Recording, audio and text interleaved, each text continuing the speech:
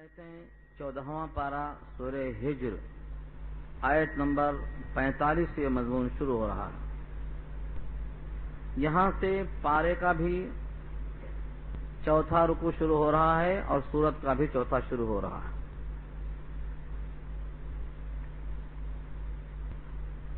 اس مضمون میں اوپر کی آیتوں سے ربط یہ ہے کہ جس طرح جہنم کافروں کا وعدے کا مقام ہے اور جہنم کے 7 دروازے ہیں اور ہر دروازے کے لیے اس کا ایک ایک حصہ متعین ہے کہ اس میں سے کون کون داخل ہوں گے، اس طریقے سے اللہ تعالی نے متقیوں کے لیے بھی جنت کے اندر مختلف نعمتوں کا انتظام کیا ہے اور اس کے بھی 8 دروازے ہیں۔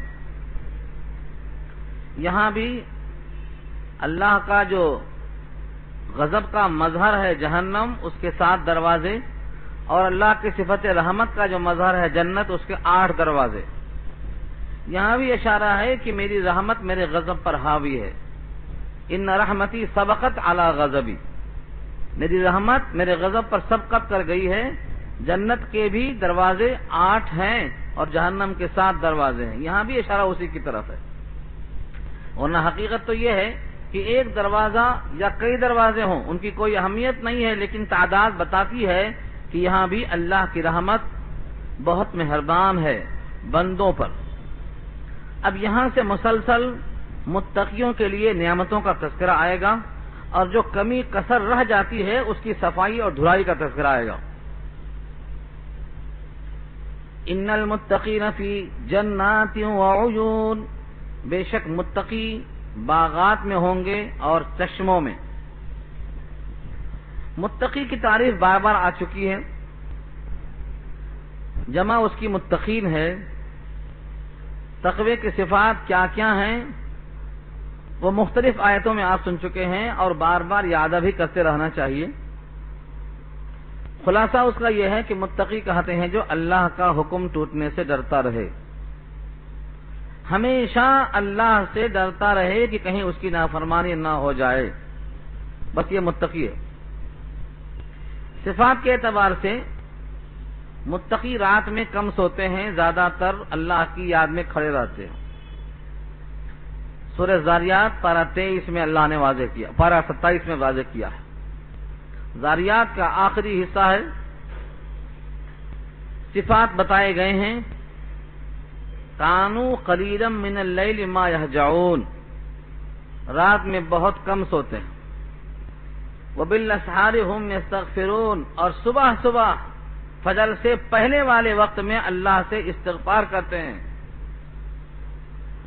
وفی اموالہم حق للسائل والمحروم، اور ان کے مالوں میں وہ حق سمجھتے ہیں، سوال کرنے والے کا بھی اور جو محروم ہے سوال کرنے سے اس کا بھی۔ یہ صفت وہاں بتائی گئی ہے متقیوں کی۔ تو محسنین آئے یا متقین آئے یا مؤمنین آئے، لفظوں کا فرق ہے، ان کے مصداق باہم ایک دوسرے پر صادق آتے ہیں۔ ایسے متقیوں کے لیے اللہ نے باغات، جنت واحد ہے، جنات اس کی جمع ہے، جیسے باغات۔ جنت کو اللہ نے کسی اور نام سے تشبیہ دینے کے بجائے جنات ہی سے تشبیہ کیوں دیا ہے؟ کیونکہ اہل عرب میں سب سے زیادہ اہمیت باغ کی تھی۔ اس زمانے میں لائٹ نہیں، اے سی نہیں کہ ٹھنڈک پیدا ہو، وہاں کی شدت، چلچلاتی ہوئی دھوپ، ریگستان کا مسموم وہاں کا جھونکا، ایک ہی چیز سے حل ہوتا تھا، وہ ہے باغات کی ٹھنڈی ہوائیں۔ اور جو باغات میں مکانات ہوتے ہیں ان کا لطف اٹھانا ان کو خوب معلوم تھا۔ اس لیے قرآن کریم میں کسی اور نعمت کا ذکر اتنی وضاحت سے نہیں آیا ہے جتنا بار بار جنت کا آیا ہے، کیونکہ باغات میں مکان ہوں گے، مکانوں میں ہر ضرورت کی چیزیں ہوں گی۔ وہ عیون، عین کی جمع ہے، عیون عین کی جمع ہے، اور عین کے معنی چشمے کے آتے ہیں۔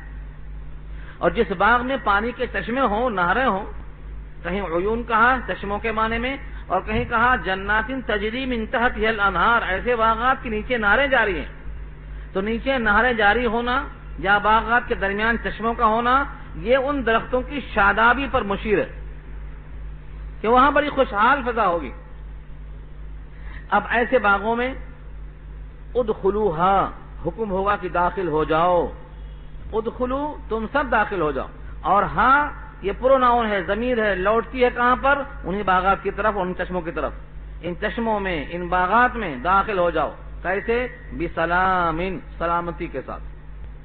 کوئی مزاحمت نہیں، کوئی ممانعت نہیں، کوئی رکاوٹ نہیں، کسی قسم سے کوئی خدشہ اندیشہ نہیں. بسلام، سلامتی کے ساتھ. اور ایک لفظ ہے آمنین، امن کے ساتھ. ان باغات اور چشموں میں داخل ہونے کے لیے کہیں خطرہ نہ ہو کہ باغ والا کوئی اگر نکل پڑا تو کیا کریں گے؟ باغ کا مالک کہا کہ بغیر پوچھے اندر آ گئے تو کیا کریں گے؟ باغ میں جانے کے بعد موذی حشرات الارض، کیڑے مکوڑے جانور سامنے آئے تو کیا کریں گے؟ ان دونوں کے واسطے کہا بسلام، سلامتی کے ساتھ جاؤ، کوئی مالک نہیں ملے گا تمہارے خلاف کھڑا ہونے والا. اور آمنین، امن سے جاؤ، کوئی گزند کا اندیشہ مت کرو، سیدھا چلے جاؤ. تو سلامتی کے ساتھ اور امن کے ساتھ ان باغوں میں، ان چشموں میں داخل ہو جاؤ. داخل ہونے کے وقت سب سے پہلی چیز کیا سامنے آئے گی؟ اس آیت پر لکھا ہے کہ جنتیوں میں سے بعض دنیا میں باہم لڑتے تھے، لیکن وہ دونوں جنتی ہیں. اور لڑنے کا مطلب یہ ہے کہ دل میں کچھ تناؤ ہے، طبیعت میں تنفر اور بعد ہے. اب جنت میں جانے کے بعد بھی ان کا منہ دیکھنا ہے یا ان کا منہ دیکھیں گے، کشیدگی اگر رہی تو پھر کیا مزہ؟ تو اللہ تعالیٰ ان انسانوں کے لیے جنت میں داخل ہوتے ہی ایک بہترین قسم کی نہر سامنے لائیں گے. اور جیسے ہی بندہ اس نہر میں نہائے گا، غوطہ دے گا، اس کا سارا وجود ہر عیوب سے منزہ اور پاکیزہ ہو جائے گا. ان کے دل میں جو قدورت ہے کسی کے بارے میں، کسی قسم کی، وہ سب کی سب قلب سے نکل کر باہر چلی جائے گی. کسی مومن کے دل میں، کسی مومن کے بارے میں ذرہ برابر کینہ، کپٹ، حسد، جلن، کبر کچھ بھی نہیں باقی رہے گا. یہ اس جنت کی طرف سے، اس چشمے کی طرف سے. چشمہ دو قسم کا ہے، اس سے پہلے یہ بحث کہیں آئی ہے پیچھے. ایک تو ان کے لیے ہے جن کے دل میں کپٹ ہے، کینہ ہے، بغض ہے، کہ جیسے وہ غسل کریں گے دل سے میل نکل جائے گا. اور ایک جنت میں شروع ہی میں ایک نہر ہے، نہر حیات، جو جہنم سے نکال کر لائے جائیں گے کسی ذرے برابر ایمان کی وجہ سے، کسی کی سفارش کی وجہ سے. جنت میں آئیں گے، لائے جائیں گے، جہنم سے نکال کر لائے جائیں گے، اور جہنم میں جل کے کوئلہ ہو چکے ہوں گے. ان کو اس نہر حیات میں داخل کیا جائے گا تو ان کا جہنمی جسم جب اس پانی میں آئے گا جنت کے اندر تو ان کا جسم بالکل درست ہو جائے گا. صرف ایک جگہ باقی رہے گی جہاں تھوڑا سی علامت ہوگی، پیشانی پر ایک داغ ہوگا جو بتائے گا کہ یہ آزاد شدہ ہیں، جہنم سے رہا کیے گئے ہیں، یہ وتقاء اللہ ہیں، ان کو اللہ نے آزاد کیا ہے. ان کا بھی جسم پاک ہو جائے گا. تو یہ دو نہریں جنت کے بالکل سامنے ہوں گی. یہاں تک کہ بعض روایتوں میں ہے جنت کے اندر ہوں گی، اور بعض نے کہا جنت کے دروازے کے باہر ہوں گی. جنت کے باہر جو نہر ہوگی وہ نہر حیات ہوگی، جہنم سے نکالنے والوں کے لیے ہوگی. اور جو جنت کے اندر ہوگی وہ یہ نہر ہوگی جس کا یہاں تذکرہ کیا گیا ہے کہ جن کے اندر کینہ اور کپٹ ہوگا ان کو نکال کر صاف کر دے گی. الفاظ دیکھو، وَنَزَعْنَا مَا فِي صُدُورِهِم مِّن غِلٍّ. غل، غین لام غل، اس کے معنی کینہ اور کپٹ. جو دل میں کسی کے بارے میں قدورت ہوتی ہے، نفرت ہوتی ہے، ایک قسم کی دوری اور تناؤ اور بعد اور کشیدگی ہوتی ہے، اس کو عربی میں اللہ نے غل کہا. اردو میں غل و غش استعمال کیا جاتا ہے. کینہ کپٹ. نزعنا، ہم نکال دیں گے. ماں کے معنی جو کچھ ہے، فی صدورہم، ان کے سینوں میں. صدور جمع ہے، صدر اس کا واحد ہے، صدر کہتے ہیں سینے کو. صدور، ان کے سینوں میں جو غل اور غش اور کپٹ ہے ان تمام کو ہم نکال کے باہر رکھ دیں گے. جنت میں کوئی مومن اس حال میں نہیں ہوگا کہ اس کے دل میں کسی کی طرف سے کوئی ملال اور خرش باقی ہو. سب کا دل باہم صاف ہوگا اور سب ایک دوسرے کے ساتھ خوش و خرم ہوں گے اور شیر و شکر ہوں گے. وَنَزَعْنَا اور نکال دیا ہم نے، ایک معنوں میں یہ وعدہ ہے ہم نکال دیں گے، مَا فِي صُدُورِهِمْ جو کینہ ہوگا ان کے دلوں میں، مِنْ غِلٍّ ان تمام کو ہم صاف کر دیں گے. اب جب داخل ہوں گے کینہ کھپٹ نکل چکا ہے تو کیسا داخل ہوں گے؟ اخوانن بھائی بھائی ہو کر، علی سرر تختوں پر، متقابلین آمنے سامنے ہو کر. متقابل تقابل سے بنا ہے. تقابل کسے کہتے ہیں؟ ایک دوسرے کا مقابلہ کرنا، آمنا اور سامنا کرنا. متقابل اس کا اسم فاعل ہے، سامنے ہونے والا، جمع ہے متقابلین، آمنے سامنے ہوں گے. اور علی سرور کی جمع ہے سرور، کس کی جمع ہے؟ سرور کی. اور سر کے معنی آتے ہیں تخت کے آتے ہیں، سریر بھی بنا ہے اسی سے، تخت کو کہتے ہیں. سریر الملک کے معنی بادشاہ کا تخت. تو بادشاہ کا تخت یہاں نہیں ہے، یہاں ہر ایک بادشاہی ہوں گے. آمنے سامنے تختوں پر بھائی بھائی کی طرح بیٹھ کر آپ جنت کے اندر جائیں گے.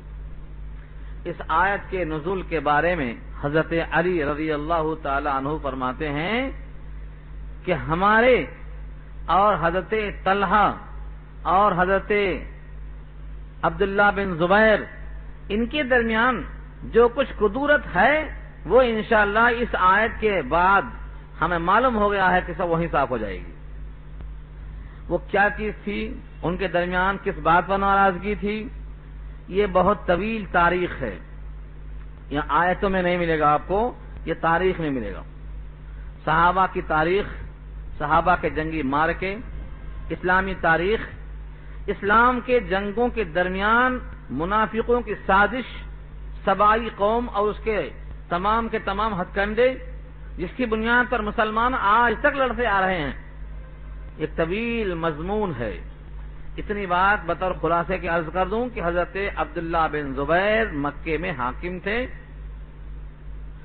اور کوفہ میں یزید گورنر تھا، اور اس کی طرف سے حجاج ابن یوسف نے مکہ پر حملہ کیا اور عبداللہ بن زبیر کو قتل اور شہید کیا. حضرت علی اور حضرت طلحہ رضی اللہ تعالی عنہما دونوں کے درمیان جنگ ہوئی. حضرت جمل میں حضرت عائشہ کے ساتھ طلحہ تھے اور مقابل میں حضرت علی تھے. یہ جنگ جمل کی تاریخ ہے. آپ حضرات اگر تاریخ اسلام پڑھیں تو ان کی نہ پڑھ لیں، معتبر تاریخ اسلام پڑھیں ورنہ دماغ میں رنجش پیدا ہو جائے گی صحابہ کے بارے میں.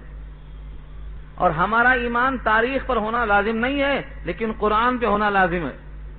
اور قرآن بتاتا ہے کہ صحابہ آپس میں محبت رکھتے تھے، صحابہ آپس میں کریم تھے. ان کی جنگیں پھر کیوں ہوئیں؟ یہ لوگوں کی سازش تھی، ان کو لڑا دیا گیا.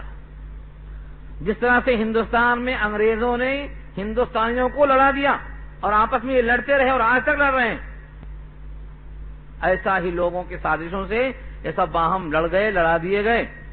ورنہ فی نفسہ ہی ان تمام کا مقصد حیات آخرت تھی. تو اگر تاریخ اسلام پڑھیں تو اکبر شاہ کی پڑھیں. تاریخ اسلام اکبر شاہ نجیب آبادی کی، تاریخ اسلام مولانا عاشق الہی میٹھی کی، تاریخ اسلام مولانا معین الدین ندوی کی. تاریخ اسلام پر جو کتابیں مختصر ہیں اور جامع ہیں اور صحیح لوگوں کی لکھی ہوئی ہیں ان کو پڑھا جائے. تاریخ ابن کثیر پڑھا جائے. اور پڑھنا ضروری بھی نہیں ہے، تاریخ میں خود صحابہ کی حکایتیں پڑھ لیجئے. حکایت صحابہ ہیں اور صد صحابہ ہیں اور صحابہ کی سوانح ہیں، یہ خود موجود ہیں. ان تمام کے بارے میں بہت سی روایتیں آپ کو ملیں گی. خلاصہ اس کا یہ ہے کہ بعض کے درمیان قدورت پیدا ہو گئی تھی، ان کے بارے میں کہا گیا ہے کہ جنت میں جب داخل ہوں گے، کیونکہ سب جنتی ہیں. یہ خود حضور نے ان کی حیات میں بشارت دیا تھا کہ یہ میرے آنکھوں کے سامنے 10 صحابہ ہیں جو عشرہ مبشرہ کہلاتے ہیں، یہ جنت میں جائیں گے. دنیا میں حضور نے ان کے بارے میں فیصلہ کر دیا ہے. اس میں سے حضرت علی بھی ہیں، اس میں سے حضرت طلحہ بھی ہیں. جب دونوں جنتی ہیں، عشرہ مبشرہ ہیں، تو جانا یقینی ہے. اور ہر صحابی سے جنت کا وعدہ اللہ نے کیا ہے، لیکن ان کے دل میں کچھ اگر ہے تو اس آیت نے واضح کیا ہے کہ ہم ہر جنتی کے دل کو صاف کریں گے. داخل جنت کے بعد کسی کے دل میں قدورت باقی نہیں رہے گی، سب کو صاف کریں گے۔ وَنَزَعْنَا مَا فِي صُدُورِهِم مِّن غِلٍّ إِخْوَانًا عَلَىٰ سُرُرٍ مُتَقَابِلِينَ، اور نکال دیا ہم نے ان کے سینوں سے غل اور کینہ، بھائی بھائی ہو کر تخت پر سوار ہو کر آمنے سامنے بیٹھا کریں گے۔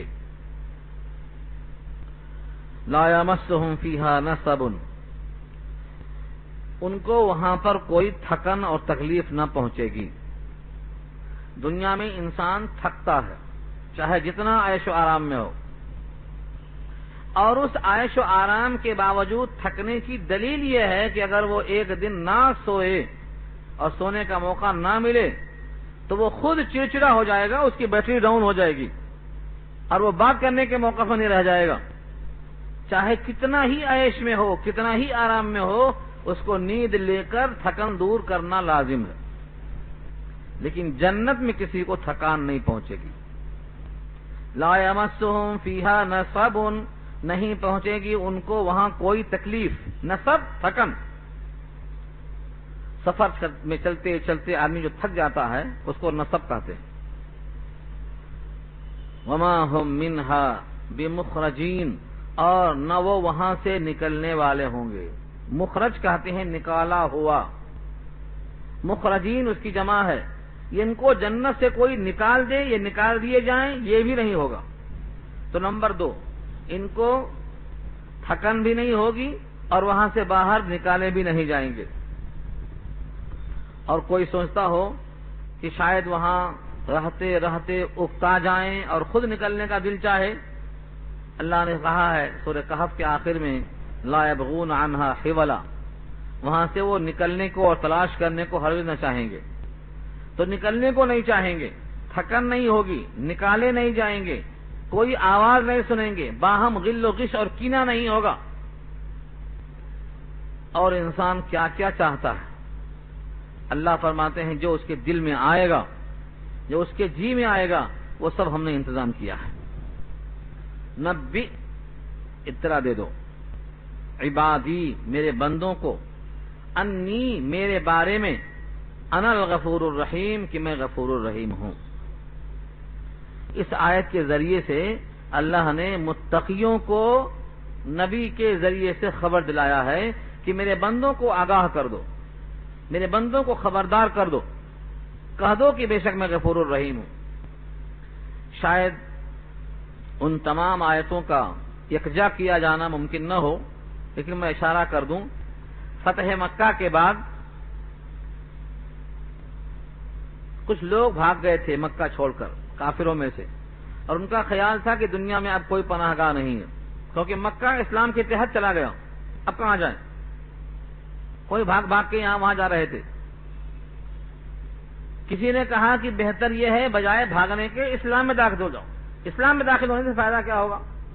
تمہارے گناہ معاف ہو جائیں گے، تمہارے لیے اللہ کی طرف سے جنت کا انتظام ہوگا۔ اس میں سے کئی لوگوں نے شرطیں لگائیں کہ کیا ہمارے سارے گناہ معاف ہو جائیں گے یا تھوڑا بہت معاف ہوں گے؟ ہمارے جو خاص خاص جرم ہیں جو مکہ میں ہم نے تکلیف دیا تھا نبی کو اور صحابہ کو اور نبی کے خاندان والوں کو، اس کا کیا ہوگا؟ سورہ زمر پارہ 24 میں اللہ نے اس کا جواب دلوایا تھا، خاص طور سے وحشی کا واقعہ، جو نے حمزہ کو شہید کیا تھا۔ حضرت حمزہ کی شہادت پر حضور روئے تھے، آنسو بہائے تھے اور کہنے لگے ہائے حمزہ پر رونے والا کوئی نہیں۔ غم تھا، اسی موقع پر آپ نے اسد اللہ کا خطاب دیا تھا کہ وہ اسد اللہ بھی ہیں اور اسد الرسول بھی ہیں۔ اس موقع پر وحشی نے جب کہا کہ کیا میری مغفرت ہو جائے گی، اسلام میں مجھ جیسا مجرم بھی معاف کیا جائے گا، اللہ نے کہلوایا تھا قل یا عبادی الذین اسرفوا علی انفسہم لا تقنطوا من رحمت اللہ، اللہ کی رحمت سے مایوس مت ہو، ان اللہ یغفر الذنوب جميعا، اللہ سارے گناہوں کو معاف کر دے گی۔ بس اسی مضمون کی یہ آیت بھی ہے کہ جو بندے متقی ہیں، پرہیزگار ہیں اور دنیا میں پریشانیوں میں گزار رہے ہیں، یہ نعمتیں سنانے کے بعد آخر میں فرمایا کہ اتنی بات کہہ دو میرے بارے میں، میرے بندوں کو اطلاع دے دو کہ میرا فیصلہ اس بنیاد پر ہے کہ میں ان کے حق میں غفور الرحیم ہوں، لہذا یہ نعمتیں تو بظاہر دکھانے کے واسطے بتا دیا میں نے، حقیقت یہ ہے کہ تمہارے ساتھ میں وہ سلوک کروں گا جو ایک بخشش کرنے والا اور شفقت کرنے والا، رحیم کے معنی آتے ہیں غایت درجہ شفقت رکھنے والا، مہربانی سے پیش آنے والا، تو میں بندوں کے بارے میں غفور بھی ہوں مغفرت کرنے والا اور رحیم ہوں رحمت کرنے والا۔ ہاں میرا عذاب بھی ہے، لیکن میرا عذاب کس کے لیے ہے؟ وَأَنَّ عَذَابِي هُوَ الْعَذَابُ الْأَلِيمُ، اور بے شک میرا عذاب وہی المناک عذاب ہے، یہ ان کے لیے ہے جن کا ذکر اوپر آ چکا ہے کہ جن کے حق میں 7 دروازے جہنم کے ہیں۔ تو میرا عذاب بھی سخت ہے، المناک عذاب ہے، لیکن میں غفور الرحیم بھی ہوں۔ اگر کوئی اپنے گناہوں پر نادم ہو کر توبہ کرنا چاہتا ہے تو میں غفور الرحیم ہوں، اور سرکش ہو کر باقی رہنا چاہتا ہے تو میرا عذاب بھی بڑا سخت ہے۔ یہ دونوں واضح کر دیا اللہ نے۔ اب یہاں سے میرا عذاب بڑا سخت ہے ایک چیلنج ہے، اور میں غفور الرحیم ہوں یہ بھی ایک وعدہ ہے۔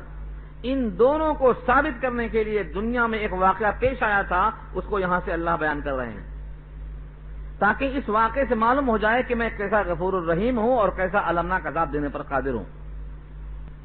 وَنَبِّئْهُمْ عَنْ ضَيْفِ إِبْرَاهِيمَ إِذْ دَخَلُوا عَلَيْهِ فَقَالُوا سَلَامًا قَالَ إِنَّا مِنْكُمْ وَجِلُونَ،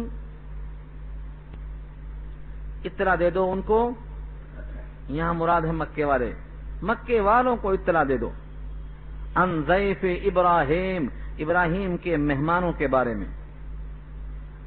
ابراہیم کے مہمان کون تھے؟ ابراہیم بڑے مہمان نواز تھے، مہمانی اتنی کرتے تھے کہ روز دسترخوان پہ کوئی نہ کوئی آتا تھا، لیکن یہاں ایک مخصوص مہمان کا ذکر آ رہا ہے جس کو آپ خود سمجھ جائیں گے۔ یہ ابراہیم کے مہمان جب پہنچے ہیں، اذ دخلوا علیہ، جب داخل ہوئے ہیں ابراہیم کے پاس، فقالوا سلاما، اور ان داخل ہونے والوں نے کیا کہا؟ سلاما، یعنی السلام علیکم کہا۔ سلامن اس کا مختصر لفظ میں ہے، سلاما کہا، یعنی جو لفظ سلام کے لیے مسنون ہے، متعین ہے شریعت میں، وہ لفظ کہہ کر سلام کیا، یعنی السلام علیکم کہا۔ سلام پہچان کر میں ان کو پہچانتا ہوں سلام کروں، یہ حکم نہیں ہے۔ ہاں سلام کرو علی من عرفت ومن لم تعرف، پہچانتے ہو یا نہ پہچانتے ہو، یہ اسلام کا حکم آج بھی ہے اور پہلے بھی تھا۔ سلم علی من عرفت ومن لم تعرف، پہچاننا ضروری نہیں ہے۔ ہمارے پاس لوگ پہچاننے والے کو سلام کرتے، بقیہ لوگوں کو انجان مارنا چاہتے، حالانکہ جن کو سلام کرے گا ان کی طرف سے سلام کے جواب میں رحمت کا حقدار بنے گا۔ آپ نے 2 کو کہا السلام علیکم تو 2 نے آپ کو سلامتی کی دعا دی۔ اگر آپ نے 100 سے کہا السلام علیکم اور 100 نے آپ سے کہا وعلیکم السلام تو 100 نے آپ پر دعائے رحمت کی۔ سلام کرنے والا ہمیشہ سلامتی میں رہے گا۔ یہ ایسی سنت ہے کہ جس میں سلام کرنا سنت ہے اور جواب دینا واجب ہے، لیکن واجب پر عمل کرنے والے کا ثواب کم ہے، سنت پر عمل کرنے والے کا ثواب زیادہ ہے۔ یہی ایک سنت ہے، یہی ایک واجب ہے۔ ہر واجب کا ثواب زیادہ ہوتا ہے ہر سنت کے مقابلے میں۔ یہ واحد سنت ہے اور یہ واحد واجب ہے جہاں واجب کا ثواب کم ہے، سنت کا ثواب زیادہ ہے۔ کیوں؟ کیونکہ اس نے پہل کیا ہے، سلامتی کی دعا دینے کے لیے پہل کیا ہے، اور اقدام سلامتی کی بنیاد پر یہ حقدار بنتا ہے سلامتی کا۔ اس لیے نبی صلی اللہ علیہ وسلم تو بچوں کو بھی سلام کرتے تھے۔ آج ہم میں سے لوگ انتظار کرتے ہیں کہ ہم بڑی عمر کے ہیں، ہم کو سلام کیا جائے، ہم دادا ہیں، ہم سلام کیسے کریں؟ نبی صلی اللہ علیہ وسلم نے کبھی یہ نہیں کہا کہ دادا پوترے کو سلام نہ کرے، بلکہ دادا تو سلام کر کے سکھلائے کہ دیکھو بیٹے سلام کیا جاتا ہے، نگاہ پڑتے ہی سلام کیا جاتا ہے۔ اگر دادا اور دادی نے سکھائیں تو کون سکھائے گا؟ چھوٹا بڑا کوئی نہیں، چھوٹا وہ ہے جو جواب دینے کے پر مجبور ہو جائے، جو سلام پہ پہل کر لے وہ بڑا ہو جاتا ہے۔ کیوں؟ یہی حضور نے کہا ہے کہ پہل کرنے والا ثواب میں سبقت لے گیا، لہذا وہ بڑا ہو جاتا ہے۔ تو پہچانے کی شرط نہیں ہے، بغیر پہچانے انہوں نے سلام کیا۔ حضرت ابراہیم نے ان کو پہچانا نہیں اور کہنے لگے قال انا منکم وجلون، کہا بے شک ہم تم سے ڈرتے ہیں۔ وجیلا کے معنی دل میں کھٹک پیدا ہونا، کون لوگ ہیں، کیا لوگ ہیں، کیسا آئے ہیں، دل میں کھٹک پیدا ہو رہی۔ قال انا منکم وجلون، اور یہ کھٹک کیوں پیدا ہوئی؟ کیا وہ کوئی دوسری شکل میں تھے؟ نہیں، اس کا کچھ حصہ آپ کو ملے گا سورہ زاریات سے پہلے اور زاریات میں بھی۔ وہاں ایک جملہ ہے جو یہاں نہیں لایا گیا ہے۔ جیسے ہی مہمان آئے انہوں نے سلام کیا اور سلام کا جواب دینے کے بعد فوراً چلے گئے سیدھا اور جا کر کے ایک تلا ہوا بھنا ہوا بچڑا گوشت تشت میں رکھ کر لا کر سامنے پیش کر دیا۔ یہاں نہیں ہے وہ۔ فراغ الى اہلہ وجاء بعجل سمین فقربہ الیہم قال الا تاکلون فاوجس منہم خیفہ۔ وہاں پر جو بات ہے یہاں تھوڑا پوشیدہ ہے۔ قرآن کریم میں بعض واقعات تفصیل سے بیان ہوتے ہیں اور بعض دوسرے مقام پر اس بیان شدہ واقعے کو بطور ریفرنس کے تھوڑا سا لاتے ہیں۔ یہاں ویسا ہی تفصیلی واقعہ کئی مقام پہ آ چکا ہے۔ بچڑا آ گیا، بھنا ہوا، تلا ہوا اور قریب کر دیا۔ فقربہ الیہم، ان کے قریب کر دیا، ہاتھ میں نہیں پکڑا دیا، نہ منہ میں ڈال دیا، نہ اتار دیا پلیٹ میں، فقربہ قریب کر دیا۔ انبیاء کی سنت یہی ہے، ابراہیم علیہ السلام کی سنت یہی ہے کہ قریب کر دینا۔ اتار دیا پلیٹ میں ضائع ہو جاتا، اتارنے کی ضرورت نہیں۔ اللہ تعالیٰ نے بھی جنت میں کیا کہا؟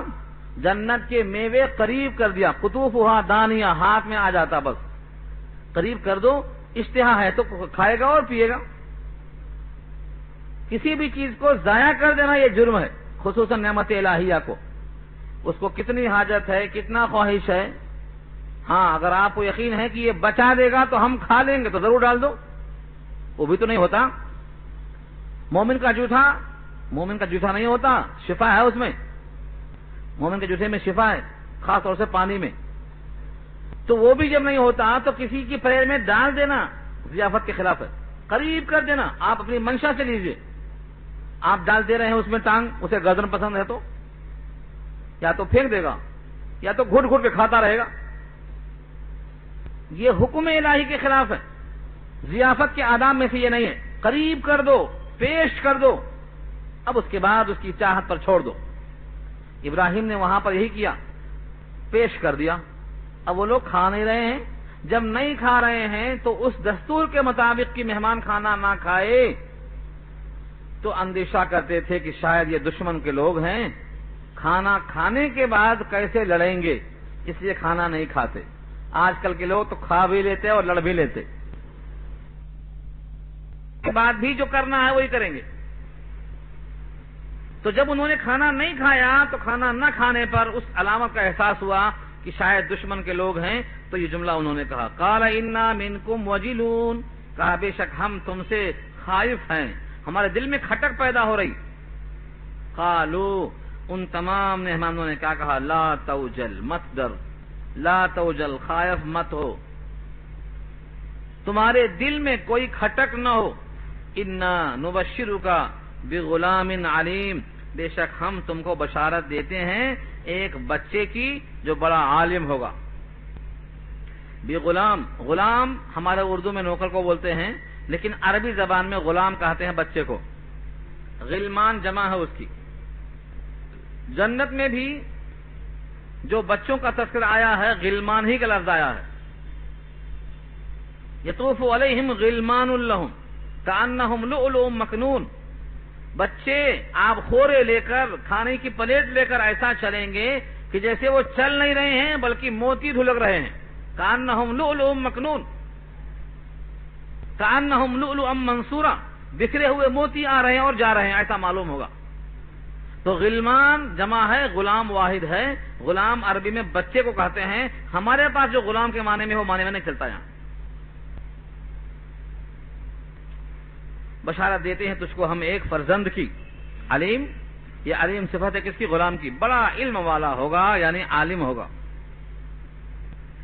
اب تک نہیں پہچان سکے تھے کہ یہ کون ہے، کھانا کیوں نہیں کھا رہے ہیں۔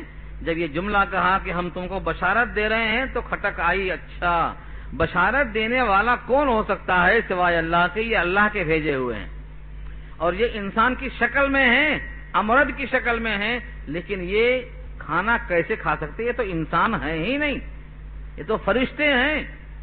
لیکن حیرت سے پوچھتے ہیں کہ مجھ کو اس بڑھاپے میں تم بشارت دیتے ہو بچہ ہونے کی؟ یہ بڑھاپے میں میری حالت دیکھو، 100 سال کی عمر ہے میری، یہ 100 سال کی عمر میں جسم کے قوا جواب دے چکے ہیں، اس بڑھاپے میں کاہے کی بشارت؟ قال ابشرتمونی، کیا تم مجھ کو بشارت دیتے ہو، علی ام مسنی الکبر، اس کے باوجود کہ مجھ کو چھو لیا بڑھاپے نے، فبم تبشرون، پس کس بات کی تم دیتے ہو بشارت؟ بچہ ہونا ہوتا تو اب تک ہو جاتا، یہ بڑھاپے میں بچے کی کیا بشارت ہے؟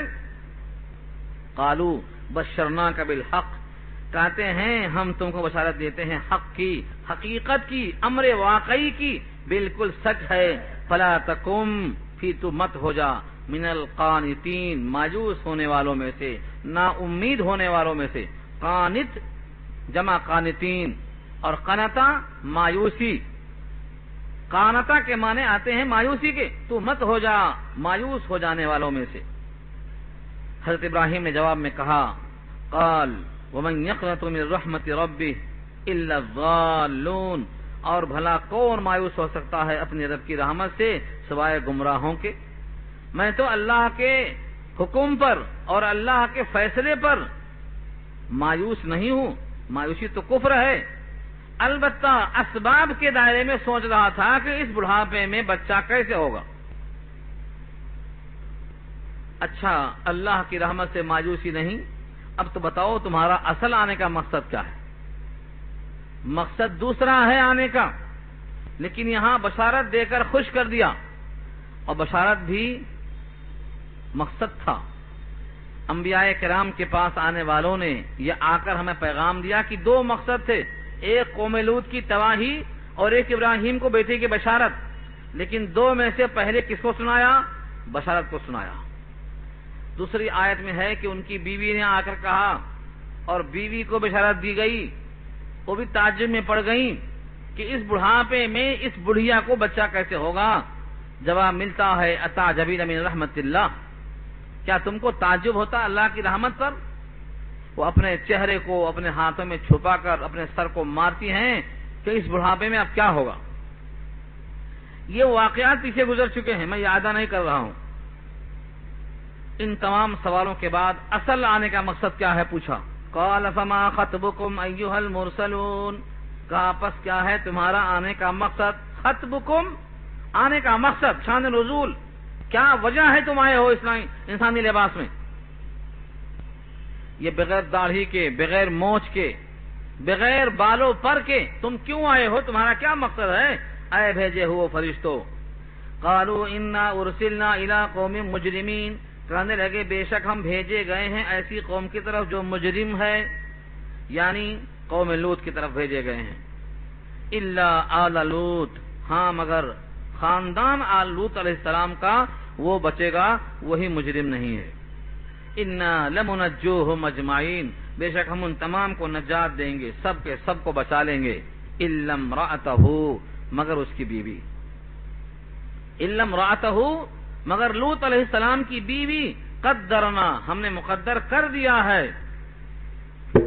انہا لمن الغابرین، کہ بے شک وہ ہوگی، غابرین کہتے ہیں ڈوب جانے والے، یہاں مراد ہے عذاب میں گر جانے والے، ان کی بیوی کو عذاب آئے گا، وہ نہیں بچے گی۔ اللہ کی طرف سے ان فرشتوں نے بشکل انسانی سفر اسی واسطے کیا کہ مجرم کو رنگے ہاتھوں پکڑا جائے۔ قوم لوط کے اندر 10 خرابیاں تھیں، ان 10 میں سے ایک یہ تھا کہ وہ عورتوں سے بجائے جنسی تسکین حاصل کرنے کے وہ مردوں کے ساتھ کرتے تھے حرکت۔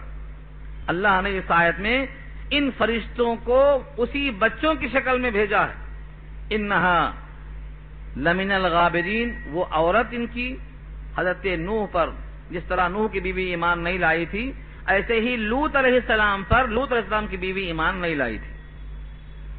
اور وہ خیانت کرتی تھی، آپ کے مشن کے خلاف اپنا دوسرا کام کرتی تھی، اس پر بھی عذاب آنے کا یہاں ذکر کیا اللہ نے۔ فلما جاء لوط المرسلون، جب آ گئے فرشتے لوط علیہ السلام کے خاندان والوں کے پاس، کون؟ المرسلون، بھیجے ہوئے فرشتے آئے۔ قال انکم قوم منکرون، وہ بھی کہنے لگے کہ تم قوم ہو، ایسی قوم ہو، منکر ہو، اجنبی ہو، انون ہو، تم کو پہچانا جانا ممکن نہیں، کون ہو تم لوگ، کیسے آئے، کہاں سے آئے؟ قالوا بل جئناک، کہنے لگے بلکہ ہم لائے ہیں تمہارے پاس، بما كانوا فيه يمترون، ایسی چیز کو لے کر جس میں وہ شک کیا کرتے تھے، یعنی عذاب آئے گا نہیں آئے گا اس میں وہ اب تک شک کیا کرتے تھے، ہم اسی عذاب کو لے کر تمہارے پاس آئے۔ پوری قوم شک کرتی تھی۔ وَآتَيْنَاكَ بِالْحَقِّ، اور ہم لائے ہیں تمہارے پاس حق کو، یعنی حقیقت کو، وَإِنَّا لَصَادِقُونَ، اور بے شک ہم البتہ سچے ہیں۔ یہ حضرت لوط کی فرشتوں سے بات چیت ہو رہی ہے۔ اب ہدایت نامہ یہ ہے کہ تم اپنے اہل کو لے کر راتوں رات اس شہر کو چھوڑ دو، یہاں سے نکل جاؤ۔ فَأَسْرِ بِأَهْلِكَ، اسر کے معنی رات میں نکلنا، فَأَسْرِ بِأَهْلِكَ، اپنے اہل و عیال کے ساتھ، بال بچوں کے ساتھ راتوں رات نکل جاؤ، بِقِطْعٍ مِّنَ اللَّيْلِ، رات کے کسی حصے میں، قطع ٹکڑا، ہم جو بولتے ہیں اردو میں قطعہ اور قطع، رات کے کسی حصے میں اپنے گھر والوں کو لے کر نکل جاؤ۔ وَاتَّبِعْ أَدْبَارَهُمْ، اور تم خود اپنے اہل و عیال کے پیچھے پیچھے چلنا، آگے نہیں کہ چھوڑ دینا پیچھے کہیں مڑ جائیں۔ وَاتَّبِعْ أَدْبَارَهُمْ، ان کے پیچھے پیچھے آپ خود ہو لیجئے۔ وَلَا يَلْتَفِتْ مِنْكُمْ أَحَدٌ، اور تم میں سے کوئی مڑ کر پیچھے کی طرف نہ دیکھے۔ وَامْضُوا، اور چلے جاؤ گزرتے ہوئے، حَيْثُ تُؤْمَرُونَ، جہاں بھی تمہیں جانے کا حکم دیا گیا ہے سیدھا چلے جاؤ۔ یعنی قوم صدوم کا علاقہ چھوڑ کر شام کی طرف چلے جاؤ، راستے میں کہیں رکنا نہیں۔ وَقَضَيْنَا إِلَيْهِ ذَلِكَ الْأَمْرَ، اور ہم نے فیصلہ کر دیا تھا، حکم بھیج کر ان کی طرف کہ یہ ہوتے ہوتے ہو کے رہے گا۔ کب ہوگا یہ؟ صبح صبح، الگ صبح ہوگا۔ أَنَّ دَابِرَ هَؤُلَاءِ مَقْطُوعٌ مُصْبِحِينَ، بے شک جڑ کٹ جائے گی اس قوم کی، مقطوع کٹی ہوئی، اور مصبحین صبح صبح، اور ہاؤلائی ان تمام کی جڑیں کٹ جائیں گی صبح صبح، تو میں نے فیصلہ کر دیا ہے۔ یہ تھا ہدایت نامہ حضرت نوح کو پیشگی، یہ ہونے والا ہے، ایسا کرو، یہ اللہ کی طرف سے تمہارے واسطے رہنمائی کا انتظام ہے۔ اب وہ فرشتے جب پہنچے ہیں قوم لوط کے پاس، پوری قوم خوشیاں مناتی ہے۔ وَجَاءَ أَهْلُ الْمَدِينَةِ يَسْتَبْشِرُونَ، اور آئے شہر والے خوشیاں حاصل کرتے ہوئے، کس کو دیکھ کر؟ یہ دو فرشتوں کو بچوں کی شکل میں، امرد کی شکل میں دیکھ کر خوشیاں منا رہے تھے کہ لوط کے پاس دو بچے آئے ہیں اور بڑے حسین اور بڑے جمیل ہیں۔ ان کو یہ پتا نہیں کہ یہ دونوں اللہ کے فرشتے ہیں اور انہی فرشتوں سے ہماری موت لکھی ہوئی ہے۔ اللہ تعالیٰ یہ واقعہ کس کو سنا رہے ہیں؟ دونوں کو سنا رہے ہیں، متقیوں کو تقوی کی بنیاد مضبوط کرنے کے لیے، اور فاسقوں کے عذاب کو ظاہر کرنے کے لیے۔ قال، حضرت لوط نے کہا پریشان ہو کر، کیونکہ اب تک ان فرشتوں نے یہ ظاہر نہیں کیا تھا ان کے اوپر کہ ہم ہی ہیں جو عذاب شکل بن جائیں گے۔ ان هؤلاء ضیفی فلا تفضحون، اس جملے کی وضاحت سورہ ہود میں بہت تفصیل سے آئی ہے۔ ان هؤلاء ضیفی فلا تفضحون، بے شک یہ لوگ میرے مہمان ہیں، مجھے رسوا مت کرو۔ میرے مہمانوں کی رسوائی میری رسوائی ہے۔ اگر مہمانوں کو ذلیل کیا گیا تو جس کے مہمان ہیں وہ میزبان کی رسوائی شامل ہے۔ بہت تڑپے، یہاں اس کا اتنا ہی تذکرہ کیا ہے، سورہ ہود میں اور وضاحت آئی ہے، یہاں تک کہ فرمایا انہوں نے، کیا تم میں سے پوری قوم میں کوئی نیک بخت ہے ہی نہیں جو میرا ساتھ دے؟ اور کاش کہ میرا خاندان مضبوط ہوتا جس کی میں پناہ میں آڑ میں لے کر تم سے لڑ سکتا تھا۔ اپنے کمزوری کا بڑا احساس کیا، بہت ان کے سامنے مہمانوں کی رسوائی کو ختم کرنے کی فکر کیا، التجا کیا۔ مگر انہوں نے باز آئے نہیں. ان کی وہ حرکت تھی واتقوا اللہ، اور کہا اللہ سے ڈرو. ولا تخزون، اور مجھ کو رسوا مت کرو. حضرت لوط کو جواب کیا ملتا ہے پوری قوم کی طرف سے؟ بڑا مہلک جواب. قالوا، وہ کہنے لگے اولم ننہک عن العالمین، کیا ہم نے تجھ کو منع نہیں کر دیا ہے کہ دنیا بھر کے لوگوں سے فکر مت رکھو؟ سارے جہان کے انسانوں کی تمہیں کیا فکر لگی ہے؟ کیا تم کو ہم نے منع نہیں کر دیا دنیا بھر کے لوگوں سے؟ یعنی عالم بہت بڑا ہے، عالمین جمع ہے، سارے عالم سے تم روکتے رہو گے، کس کس کو روکو گے تم؟ سارے جہاں کا درد ہمارے جگر میں ہے. تم سے بارہا کہا کہ تم اپنی فکر کرو، کسی کے بارے میں فکر مت کرو. مگر انہوں نے بڑی خواہش کی کہ تم سب نیک بخت بن جاؤ اور رسوا مت کرو. حضرت لوط علیہ السلام نے آخری بات بڑے درد کے ساتھ کہی. قال هؤلاء بناتی ان کنتم فاعلین، کہنے لگے بے شک یہ میری بہو بیٹیاں ہیں اگر تم ہو کچھ کر سکنے والے. یعنی اگر تم کو اپنی خواہشیں پوری کرنا ہے تو میری بہو بیٹیاں، ملت کی تمام بہو بیٹیاں انبیاء کی بیٹیاں ہوتی ہیں، تم ان سے نکاح کرو، ان سے جائز حقوق میں استفادہ کرو، اور اس کائنات میں جتنی بھی لڑکیاں ہیں سب میری بہو بیٹیاں ہیں. بناتی کہا، بناتی میری بیٹیاں ہیں. مگر ان تمام لوگوں نے حضرت لوط کی اس فرمائش کو رد کر دیا. اور سورہ ہود کے الفاظ ہیں کہ تم کو معلوم ہے ہمیں ان لڑکیوں سے کوئی سروکار نہیں ہے، ہمیں کوئی ان سے واسطہ نہیں ہے، اور ہمارا ان سے کوئی مطلب نہیں ہے. اس موقع پر رب کریم کی طرف سے عتاب اور غضب کا اظہار کن لفظوں میں ہوتا ہے کہ اللہ رب العزت نے نبی صلی اللہ علیہ وسلم کے عمر کی اور جان کی قسم کھا کے فرمایا لعمرک انہم لفی سکرتہم یعمہون، آپ کے عمر کی قسم ہے کہ بے شک وہ لوگ اپنی مستی میں اور اپنے نشے میں مدہوش اور اندھے ہیں. یہاں تک ان کا واقعہ بیان کرنے کے بعد اللہ تعالیٰ نے نبی صلی اللہ علیہ وسلم کی حیات کی قسم کھا کر مکے والوں کو متوجہ کیا. اور مکے والوں کو سنانے کا مقصد کیا تھا؟ جس طرح قوم لوط کے لوگ اپنے نشہ میں مدہوش تھے، لوط کی بات پر کان نہیں رکھا، ایسے ہی مکے والے سید الانبیاء کی بات پر کان نہیں رکھتے ہیں. تو قسم ہے آپ کے حیات کی، اپنی آنکھوں سے آپ دیکھ لیں گے جو انجام لوط کی بستی والوں کا ہوا ہے وہ انجام ان کا ہو کے رہے گا. اس پر اللہ نے قسم کھائی تو کس کی کھائی؟ لعمرک، آپ کے عمر کی قسم. قرآن کریم میں اللہ نے بہت سی چیزوں کی قسمیں کھائی ہیں، بہت سی چیزوں کی. دنیا میں انسانوں کو صرف اللہ کی قسم کھانا جائز ہے اور کسی کی قسم کھانا جائز نہیں. یہاں پر قاضی صاحب نے، قاضی ثناء اللہ پانی پتی رحمۃ اللہ علیہ نے تفسیر مظہری میں بہت سی روایتوں کو جمع کر دیا ہے کہ کسی کی قسم کھانا جائز نہیں ہے سوائے اللہ کے، انسانوں کے لیے. لیکن اللہ جس کی چاہے قسم کھا سکتے ہیں، کیونکہ جب بندہ قسم کھانا چاہتا ہے تو جس کی عظمت دل میں سب سے زیادہ ہو اس کی قسم کھاتا ہے، اور وہ اللہ کی ذات ہے. لیکن جب اللہ قسم کھاتے ہیں تو اللہ تعالیٰ کسی چیز کی قسم کھا کر صرف عظمت ظاہر نہیں کرتے بلکہ اس کے ذریعے سے ایک معنوں میں دلیل اور ثبوت پیش کرتے. آپ کے حیات کی قسم ہے کہ آپ کی حیات بتا دے گی کہ ان کا انجام اور ان کا انجام یکساں ہوا، یعنی آپ اپنے عمر میں اس کو دیکھ لیں گے. تو اس پر عمر کی قسم کیوں کھائی، حیات کی قسم کیوں کھائی، آپ کے جان کی قسم کیوں کھائی؟ تاکہ معلوم ہو جائے کہ اسی حیات میں ان کا انجام آپ کو دکھائی دے گا. نبی صلی اللہ علیہ وسلم کی قسم اللہ نے کھایا. پورے قرآن کریم میں اور احادیث کے ذخیرے میں اللہ نے کسی اور کی حیات کی قسم نہیں کھائی. اس سے معلوم ہوا نبی صلی اللہ علیہ وسلم کی عمر اور آپ کی حیات اور آپ کا وجود اتنا عظیم تھا اللہ کی نگاہ میں کہ اللہ نے آپ کے وجود کی قسم کھایا ہے.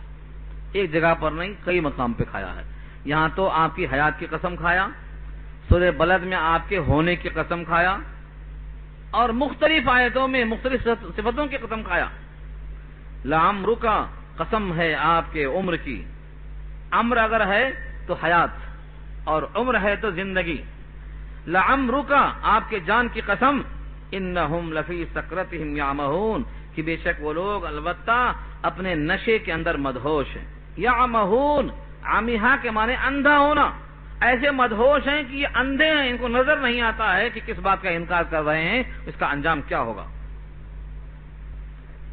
یہ ایک آیت میں قسم کھا کر نبی صلی اللہ علیہ وسلم کو متوجہ کیا اللہ نے. اس کے بعد پھر وہی اوپر کا واقعہ بدستور جاری ہے کہ حضرت لوط علیہ السلام وعدے کے مطابق بستی چھوڑ کر نکل گئے، اور جیسے صبح صبح سورج طلوع ہونے والا تھا کہ اللہ کے عذاب نے آ پکڑا. فأخذتهم الصيحة مشرقين، پکڑ لیا ان کو سورج نکلتے نکلتے آواز سخت نے. الصیحہ کے معنی ایسی آواز جو دل کو ہلا کر مردہ کر دے، دلدوز آواز، ایسی آواز کو الصیحہ کہتے ہیں. سورہ یاسین میں یہ آواز کا ذکر بار بار آ چکا ہے. ان کانت الا صیحۃ واحدۃ فاذا هم خامدون. جبریل کی ایک آواز میں پورا شہر انطاکیہ بجھ گیا. وہی اب جبریل کی آواز یہاں آئی ہے اور سورج نکلتا ہے اور پوری قوم مدہوشی میں پڑی ہوئی ہے. اس سخت آواز نے کیا کیا؟ ان کو پکڑ لیا. سخت آواز کا عذاب آیا. اس کے بعد اللہ کی طرف سے پتھراؤ آیا. پتھراؤ کے بعد آخر میں ان کی بستی زمین سے اٹھا کر اوپر لے گیا جبریل اور پلٹا دیا اوپر سے. 3 عذاب آیا بیک وقت میں. پہلے صیحہ، اس کے بعد پتھراؤ، اس کے بعد اس کو اوپر سے نیچے کر دینا. بعض دوسری روایتوں کے مطابق یہاں پر جو تذکرہ کیا گیا ہے، پہلے آواز دلدوز آئی، پھر بستی کو پلٹا گیا، پھر جو باقی آخری بچ گئے تھے اس کو پتھراؤ کیا گیا. پتھراؤ کا ذکر بعد میں آیا اسی آیت میں. دیکھیے الفاظ، فَأَخَذَتْهُمُ الصَّيْحَةُ مُشْرِقِينَ، پھر پکڑا ان کو دلدوز آواز نے صبح صبح. مشرقین مشرق سے بنا ہے، اور مشرق کہتے ہیں طلوع ہونے کی جگہ، اور مشرق کہتے ہیں صبح ہونے کا، سورج کے طلوع ہونے کے وقت کو کہتے ہیں مشرق. شرقا بمانا چمکا، سورج کے چمکنے کے وقت میں. ادھر سورج نکل رہا ہے، ادھر صیحہ نے آ کے ان کو پکڑ لیا ہے. فَجَعَلْنَا عَالِيَهَا سَافِلَهَا، پھر کر دیا ہم نے اس کے عالیہ کو سافلہ. سافلہ مانے نچلا کر دیا. نچلا کس کو کیا؟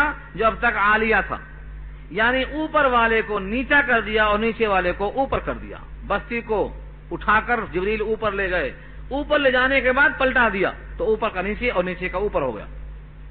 اس کے باوجود کچھ بچ گئے. وَأَمْطَرْنَا عَلَيْهِمْ، اور برسایا ہم نے ان کے اوپر حجارہ، پتھر. کیسا؟ من سجیل، کنکر کے پتھر. یہ من سجیل سورہ فیل میں بھی آ چکا ہے. سجیل کہتے ہیں، یہ عربی لفظ بنایا گیا ہے، یہ معرب ہے. سنگ گل اس کا مادہ ہے، یعنی پتھر کے کنکر. سنگ مانے پتھر اور گل مانے مٹی، مٹی کے کنکر. بعض نے کہا ان پتھروں کو ان پر ہم نے برسایا، اتنا برسایا کہ ان میں سے کوئی بھی اب دنیا میں باقی نہیں رہا. اس مقام کو بحر لوط کہتے ہیں، اس مقام کو بحر میت کہتے ہیں، اسی کو ڈیڈ سی کہا جا رہا ہے آج کل. اس مقام پر حکم یہ ہے کہ کبھی جانا ہو تو روتے ہوئے جاؤ، تیز گزر جاؤ. وہاں پر رکو مت، کہیں تم پر بھی ویسا عذاب نہ آ جائے جو ان پہ آیا تھا.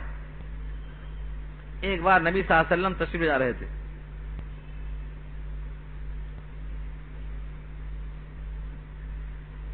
اس موقع پر کچھ لوگوں نے سستی کیا چلنے میں.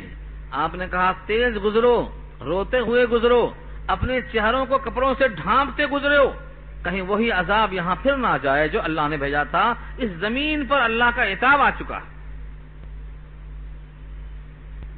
اس میت کو، اس بحر میت کو آج بھی بحر میت کیوں کہتے ہیں؟ کہ اس میں کوئی زندہ جانور بھی باقی نہیں ہے. اس میں کوئی میڈک، کوئی کچھوا، کوئی مچھلی زندہ آج بھی نہیں ہے. اس کا نام بحر میت اسی واسطے ہے. ہمایوں نگر میں ایک فوجی صاحب تھے، مجھ سے ملاقات ہوئی تھی 20 سال پہلے. انہوں نے کہا ہم اسی مقصد سے گئے تھے وہاں، کسی نے ہم کو ڈھکیل دیا اسی میں، دوستوں میں سے پانی کے قریب گئے تو ڈھکیل دیا. اتنی جلن ہوئی مقامات خاص پر کہ نکل کے منٹوں میں باہر آ گئے، اور اتنی جلن وہاں ہوئی کہ لگتا تھا یہ پانی نہیں کچھ اور ہے، اس میں کوئی ذی حیات بچا نہیں، وہاں پر ٹھہرنے کا رکنے کا حکم نہیں۔ لیکن پہلے بھی بات آ چکی ہے، ہر وہ چیز جو اسلام نے حرام کی ہے یہودیوں نے اسے حلال کر دیا ہے ضد میں۔ ہر وہ چیز جو اسلام نے مہلک بتائی ہے اس کو یہ رنگین کرتے ہیں۔ 2/3 اکثریت نے مردوں کی شادی مردوں سے جائز قرار دیا ہے، یہ ان کی حد ہو گئی مخالفت اسلام کی۔ جس قوم پر اللہ نے عذاب بھیجا تھا، آج انسانوں کا جو متحدہ پلیٹ فارم ہے 2/3 کی اکثریت سے وہاں قانون منظور کیا گیا ہے کہ شادی جائز ہے مردوں کی مردوں سے۔ اب بتاؤ اللہ کا غضب نہیں آئے گا تو کیا آئے گا؟ جو جرم تھا، جو انسانیت کے واسطے مہلک مرض تھا، آج اس کو قانونی شکل دی گئی ہے۔ اور وہ جگہ، وہ ڈیڈ سی جہاں پر ٹھہر کے رکنا منع کیا تھا اللہ کے نبی نے، اس کو اتنا سنوارا گیا ہے، پیسے لگائے گئے ہیں یہودیوں کی طرف سے کہ پکنک اسپاٹ بنا دیا اس کو، جاؤ وہاں دفن ہو۔ جتنی چیزیں اسلام نے حرام کی ہیں سب اس کی مخالفت میں آ کے تلے ہوئے ہیں۔ خنزیر حرام ہے، خنزیر کھلائیں گے آپ کو۔ ریشم حرام ہے، ریشم پہنائیں گے آپ کو۔ سود حرام ہے، سود کھلائیں گے آپ کو۔ جو چیزیں اسلام نے منع کی ہیں کیونکہ وہ انسانوں کے لیے مضر ہیں، یہ تمام ان چیزوں میں ایسی شائننگ دکھا رہے ہیں کہ گویا زہر کو پیش کر رہے ہیں گولڈن لباس میں، اور دنیا ان کے پیچھے دیوانہ ہو کے پھر رہی ہے۔ اور جب بگڑ جاتا تب روتے ہیں، جب بے حیائی کرتے ہیں تو یاد نہیں آتا اسلام، لیکن جب ایڈز میں مبتلا ہو گئے تب یہ اسلام یاد آیا۔ فائدہ کیا ہوا؟ اسلام یاد آیا جب ایڈز کی بیماری لگ گئی، جب یاد آیا۔ یہ بے حیائی کا نتیجہ ہے، قرآن نے کہا جب بے حیائی کسی قوم میں ہوگی تو ایسے نئے امراض پیدا کروں گا کہ حواس باختہ ہو جائیں گے۔ آج دنیا میں کوئی اس کا علاج نہیں کر سک رہا۔ کیوں؟ کس نے بھیجا یہ مرض جس کا قانون توڑا گیا ہے؟ تو آج اس بات کا جائزہ لینے کی ضرورت ہے کہ جو اسلام نے منع کیا ہے ان تمام نے اس کو اچھا لباس دے کر کے پیش کیا ہے تاکہ لوگ بھٹک جائیں۔ اس واقعے میں عبرت کس کس کے واسطے ہے؟ اللہ فرماتے ہیں ان فی ذالک لآیات، بے شک اس پورے واقعے میں نشانی ہے للمتوسمین، متوسم جمع متوسمین، متوسم ایک عجیب و غریب لفظ ہے، علامت لگانے والے، یعنی جو واقعے کو دیکھ کر اپنے دل پہ ایک قسم کا خاص اثر لے کے جانے والے ہیں، ان کو متوسم کہا گیا ہے۔ ترجمہ کیا ہے اہل بصیرت کے لیے نشانیاں اس کے اندر ہیں۔ متوسم، وسمن کے معنی علامت، نشان لگانا۔ کسی گھوڑے پر نشان لگا دیا، یہ میرا گھوڑا ہے، اس گھوڑے پر نشان لگانے کو وسمن کہا جاتا ہے، اس کی واسطے لفظ متوسم آیا ہے، یعنی جو کسی واقعے کو دیکھ کر اپنے دل میں ایک عہد کر لے کہ میں یہ غلطی نہیں کروں گا، ایسے ہی انسان کو متوسم کہا جاتا ہے۔ تو اس بے شک اس واقعے کے اندر اہل بصیرت کے لیے نشانی موجود ہے۔ یہ واقعہ کہاں ہے؟ وَإِنَّهَا لَبِسَبِيلٍ مُقِيمٍ، اور بے شک یہ بستیاں اسی سڑک کے کنارے پر ہیں جو لوگ مقیم ہیں۔ مقیم کے معنی جمع ہوئے ہیں، آباد سڑک پر یہ بالکل واقعہ لب سڑک موجود ہے۔ لبی سبیل، سبیل مانے راستہ اور لب مانے کنارہ، ہونٹ کو بھی لب اسی واسطے کہتے ہیں کہ یہ منہ میں کنارہ ہوتا ہے۔ تو لبی سبیل سڑک کا کنارہ، مقیم جو بستیاں آباد ہیں۔ ان فی ذالک، بے شک اس میں واقعے میں نشانی ہے۔ جب بھی کوئی انسان شام کی طرف سے ملک شام کی طرف جاتا ہے تو اس کی یہ آباد بستیوں کے قریب میں یہ واقعہ موجود ہے جس کو ہم بحر لوط کہتے ہیں۔ ان فی ذالک لآیہ، بے شک اس میں نشانیاں موجود ہیں للمؤمنین، ایمان والوں کے لیے۔ وَإِن كَانَ أَصْحَابُ الْأَيْكَةِ لَظَالِمِينَ، اور بے شک اصحاب الایکہ بھی البتہ ظالم تھے۔ اصحاب الایکہ کون ہیں؟ قوم شعیب، ان کو اصحاب الایکہ کہا جاتا ہے۔ یہاں سے ایک نیا واقعہ شروع ہو رہا ہے، اگرچہ رکوع ہونے میں ابھی 2 آیتیں باقی ہیں۔